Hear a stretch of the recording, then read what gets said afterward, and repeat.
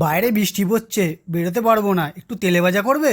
আরে না না, তেলে ভাজা নয়, আজকে KFC style crispy baby finger করছি, খাবে নাকি? হ্যাঁ হ্যাঁ, খাবো খাবো। চলো চলো তাহলে তাড়াতাড়ি বানিয়ে ফেলি। ভেটকির বেবি ফিঙ্গার বানানোর জন্য এখানে আমি ছোট ছোট করে কিছু ভেটকির ফিলে নিয়ে নিয়েছি। খুব ভালো করে ধুয়েছি। এবার ম্যারিনেট করে নেব। এবার মাছগুলো ম্যারিনেট করার জন্য একটা পেস্ট বানিয়ে নেব। তার জন্য মিক্সিং জারে 1 মুঠো ধনে পাতা, 1 মুঠো পুদিনা পাতা, 10-12টা কাঁচা লঙ্কা আর দেব কয়েকটা রসুনের কোয়া। আর সবার শেষে দিয়ে দেব 1 চামচ চাট মশলা। এবার সব কিছু একসাথে মিহি পেস্ট বানিয়ে নেব। এবার ফিলেগুলোর মধ্যে দিয়ে দেব স্বাদ মতো নুন আর দেব 1 চামচ গোলমরিচের গুঁড়ো আর দেব হাফ লেবুর রস। এবার সমস্ত কিছু মাখিয়ে নিয়ে ফার্স্ট ম্যারিনেশনে রাখবো 10 থেকে 15 মিনিট। ফিলেগুলোতে আমার 10 মিনিট ফার্স্ট ম্যারিনেশনে রাখা হয়ে গেছে। এবার এর মধ্যে দিয়ে দেব একটা ডিম আর দেব 2 চামচ ময়দা আর 2 চামচ কর্নফ্লাওয়ার।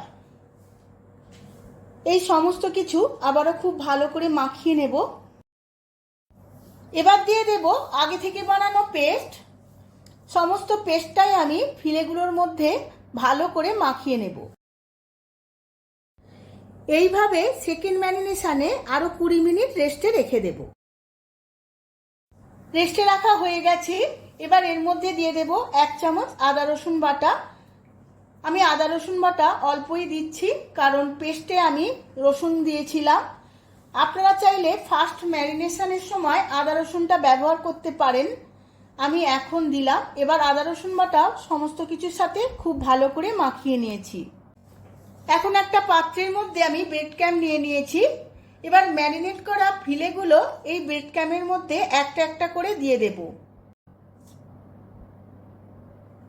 এবার খুব হালকা করে মাছগুলোর মধ্যে ব্রেড ক্যাম্পগুলো মাখিয়ে নেব। বেশি চাপ দিয়ে মাখাবো না, হালকা করে মাখাতে হবে। এইভাবে হাতে করে হালকা চাপ দিয়ে ব্রেড ক্যাম্পটা মাখাতে হবে। এইভাবে ফিলেগুলোর ওপরে হালকা করে ব্রেড ক্যাম্প মাখিয়ে তুলে নেব। সমস্ত ফিঙ্গারগুলোর ওপরে ব্রেড ক্যাম্প মাখানো হয়ে গেছে। এবার ভেজে নেওয়ার পালা। আমি তেল গরম বসিয়ে দিয়েছি। তেলটা গরম হয়ে গেছে। এবার একটা একটা করে ফিঙ্গার এই তেলের মধ্যে দিয়ে দেব। এই সময় আমার গ্যাসের ফ্লেমটা হাই টু মিডিয়াম থাকবে। এইভাবে কম কম করে আমি দেব কড়ার মধ্যে, না হলে ভেঙে যাবে। ফিঙ্গারগুলো আমি 5-7 মিনিট খুব ভালো করে ভেজে নিয়েছি লাল লাল করে।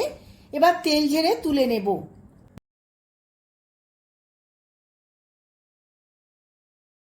আমার সমস্ত বেবি ফিঙ্গারগুলো ভাজা হয়ে গেছে। এবার আমি সার্ভ করে নেব। চলেছো চলেছো, রেডি হয়ে গেছে বেবি ফিঙ্গার। মেয়োনিজে ডোবাও আর মুখে চালান করে দাও। আর আজকে বাইরে বেরিয়ে লাভ নেই, যা বৃষ্টি শুরু হয়েছে।